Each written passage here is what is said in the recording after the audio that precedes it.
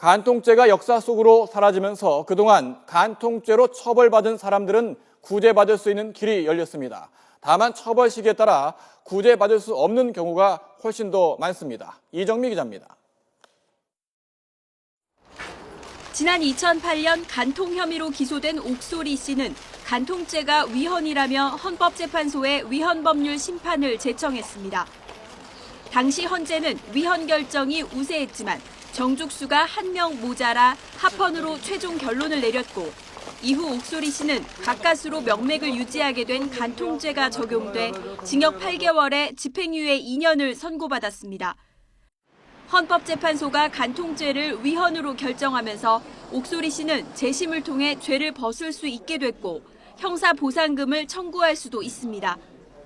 하지만 지난 30년 동안 간통죄로 처벌받은 10만여 명 모두 구제를 받을 수 있는 건 아닙니다. 헌법재판소법에 따라 마지막 합헌 결정이 내려진 지난 2008년 10월 이후 사건만 재심 청구 대상이 되기 때문입니다. 이렇게 되면 2008년 10월 이후 간통 혐의로 기소된 5천여 명 가운데 고소를 취소했거나 무죄를 확정받은 경우를 제외한 수천 명만이 구제 대상이 됩니다. 이 때문에 구제를 받을 수 없는 나머지 사람들이 형평성 문제를 제기할 경우 재심 청구 대상을 한정한 헌법재판소법에 대해 헌법 소원을 제기할 수도 있습니다.